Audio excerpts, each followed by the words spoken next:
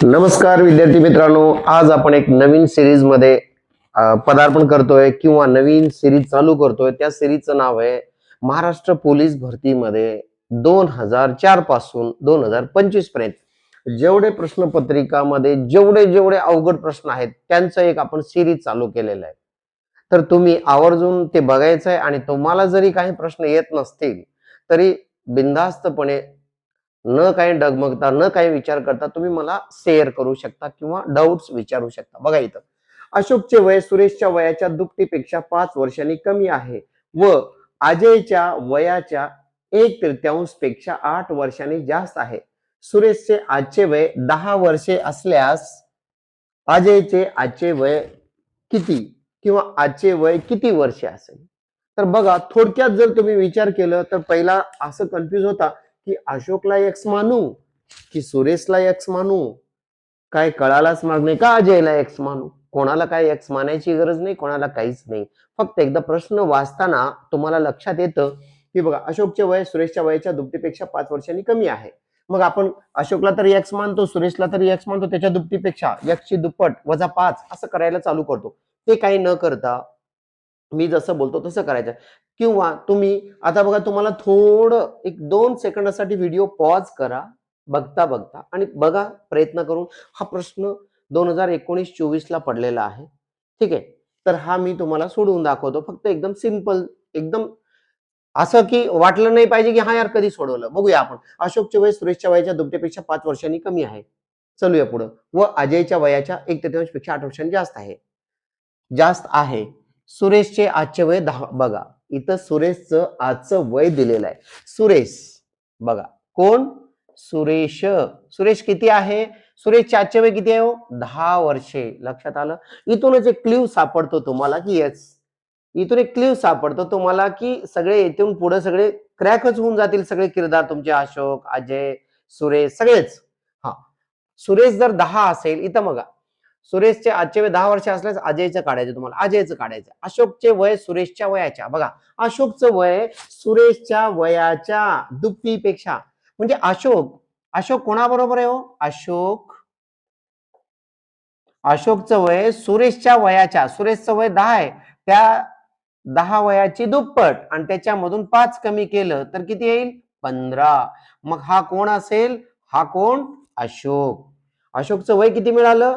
अशोकचे वय सुरेशच्या वयाच्या दुपटीपेक्षा, त्याच्या वय 10, त्याची दुप्पट 20, त्याच्यामधून 5 गेले 15. मग हा कोण मिळाला? अशोक मिळाला. पुढे चलूया. मग अशोकच हे बघा, हे अशोकच व इथं वाक्य बघा कशाने जोडले? व आहे, व अजयच्या, म्हणजे कोण? अशोक. अशोकचे वय अजयच्या वयाच्या 1/3 पेक्षा, 1/3 पेक्षा, म्हणजे अशोकचे वय अजयच्या वयाच्या 1/3 पेक्षा 8 वर्षांनी जास्त आहे. अशोक जर 15 असेल, अजयच्या 1/3 पेक्षा 8 वर्षांनी हा जास्त आहे. मग याच्या हा 15 जो आहे तो 8 वर्षांनी जास्त आहे. कोणापेक्षा? अजयपेक्षा. मग इथं अशोक किती आहे हो? 15 आहे. हा अशोक किती आहे? 15. कोणाच्या? अजयच्या 1/3. अजयच्या 1/3. एक 1/3 करतो की नाही आपण? 1/3 म्हणजे कोणाच्या? अजयच्या. म्हणजे हा अजयचा 1/3. इथं अजयचा 1/3. 1/3 पेक्षा कितीनी जास्त आहे तो? 8 नी जास्त आहे. कोण? अशोक. अशोकचे वय अजयच्या वयाच्या 1/3 पेक्षा 8 वर्षांनी जास्त आहे.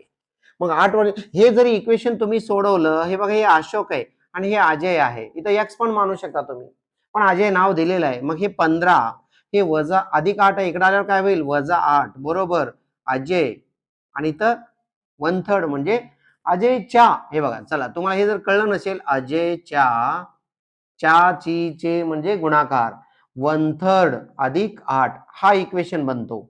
मग हे 8 आपण इकडे घेतलं, वजा आलं, म्हणून हे 8 इथून निघून गेलं. मग काय होईल? इथं किती येईल? 7 बरोबर अजय गुणिले 1/3, हे भागिले आहे, इकडे आल्यावर काय होईल? गुणाकारामध्ये जाईल. हा छेदस्थानी आहे, इकडे आल्यावर अंशस्थानी येईल. मग इथं काय राहिलं? अजय गुणले 1 बरोबर अजय. अजयचं वय किती असेल? 21 बरोबर अजय. अजयचे वय किती असेल हो? आहे का ऑप्शन मध्ये? आहे. हा कितवा ऑप्शन आहे? चौथा ऑप्शन आहे. लक्षात ठेवा, आपण काहीच नाही केलं, व्यवस्थितपणे एकदम सिस्टमॅटिकली सोडवलं. याच प्रश्नाला काही मुलं काय करतात, कोणाला एक्स म्हणू, अशोकला का सुरेशला, का अजयलाच एक्स म्हणू, त्याला एक्स मानलं की एक्स गुणले 2 वजा 5 हे करत बसतात. असं काही न करता तुम्ही लगेच या स्टेपनी समजून घ्यायचा प्रयत्न करा आणि सोडवत चला.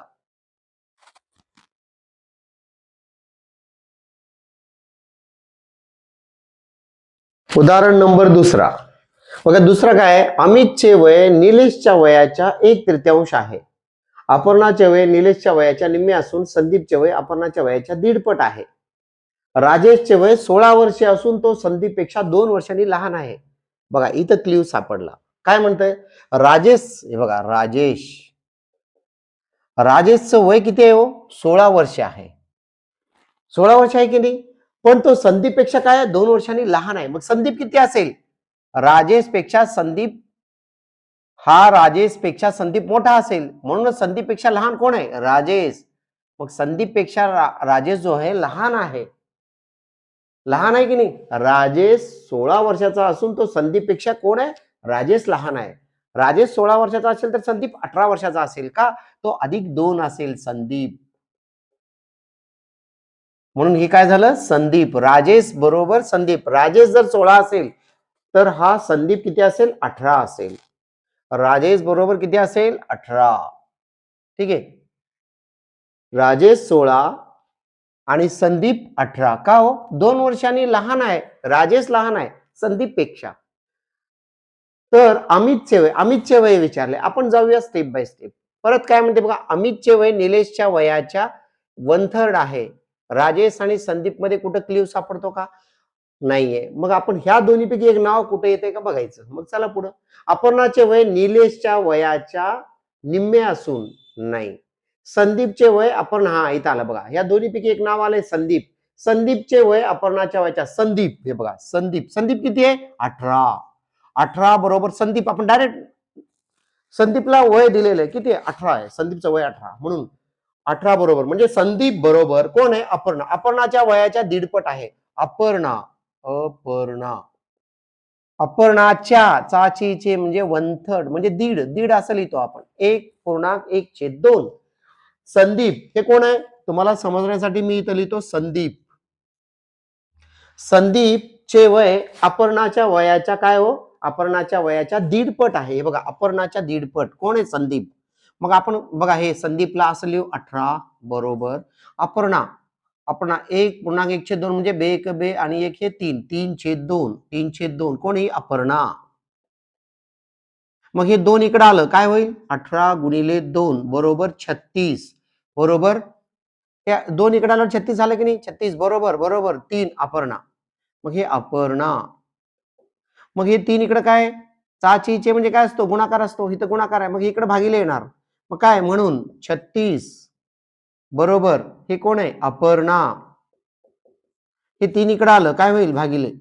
मग हे 12. 3 1 3 3 1 3 3 2 6 बरोबर अपर्णा. अपर्णा किती आहे मग? 12. अपर्णा मिळाली आपल्याला. बघा कोण कोण मिळाले? राजेश किती आहे? 16 आणि संदीप किती आहे? 18. अपर्णा किती आहे? 12. बघा 3 जण मिळाले तुम्हाला. अमितचे वय निलेशच्या वयाच्या 1/3 आहे. कुठंच लिंक लागत नाही. चला पुढं. अपर्णाचे वय निलेशच्या वयाच्या निम्मे असून काय म्हणले? अपर्णाचं वय कोणाचं निम्म आहे? निलेशच्या. बघा निलेशच्या. अपर्णाचं जे वय आहे हे बघा 12 आहे. निलेशच्या वयाच्या निम्म आहे. कोण? अपर्णा. अपर्णा कोणाची निम्मी आहे? निलेशच्या निम्मी आहे. मग निलेश किती असेल? 24 असेल. याची निम्मीच आहे ना ही. बघा 24च्या निम्मी 12. मग अपर्णा निलेशच्या निम्मी आहे. मग निलेशचं 24 मिळालं. मग इथं अमितचे वय निलेशच्या वयाच्या 1/3 आहे. बघा आपण इथं घेऊया. अमितचे वय निलेशच्या 1/3 आहे.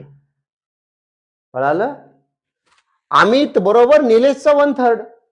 अमितचे वय निलेशच्या वयाच्या 1/3 आहे. मग अमित माहित आहे का? माहित नाही. अमितचं असंच लिहू. निलेश किती आहे? 24 आहे. मग टाका 24. वन थर्ड 3 1 3 3 8 24 म्हणून अमित बरोबर 8. आहे का ऑप्शन मध्ये? आहे 2 नंबर ऑप्शन. बघा असे प्रश्न तुम्ही वयवारीचे चुकता बाळांनो. काही मुलं काय करतात किंवा काही शिक्षकच म्हणतात त्यांना की ऑप्शन वरून सोडवा. नाही, ऑप्शन वरून सोडवलं तर दिवस निघून जाईल. कुठला ऑप्शन घेणार? पहिला, दुसरा, तिसरा, चौथा, म्हणजे प्रत्येक ऑप्शन घ्यायला 1 मिनिट जरी लागला तर 4 मिनिट लागेल. समजा तुमचा ऑप्शनच चौथा असेल मग काय करणार? म्हणून बाळांनो असे गणित सोडवताना फक्त थोडस प्रेझेंट माइंड आणि practice practice practice then perfect. If you want success you must be narrow minded, otherwise you can't success. हे वाक्य कोणी म्हटलंय पुढच्या कमेंटमध्ये मला सांगा. किंवा तुम्ही चरित्र वाचत असाल बाबासाहेबांचं, स्वामी विवेकानंदांचं, ठीक आहे, तर तुम्हाला हे वाक्य कोणाचं आहे कळेल तुम्हाला. ठीक आहे. आणि असे व्हिडिओ किंवा असे जे प्रश्न सोडवताना 1 मिनिटासाठी पॉज करायचं आणि बघायचं मला येते का, म्हणजे मी कसं सोडवतो आणि सर कसे सोडवतात एकदा बघा. ठीक आहे. असंच समजून घ्या. नाही समजलं कमेंट करा. ओके. जय हिंद, जय महाराष्ट्र.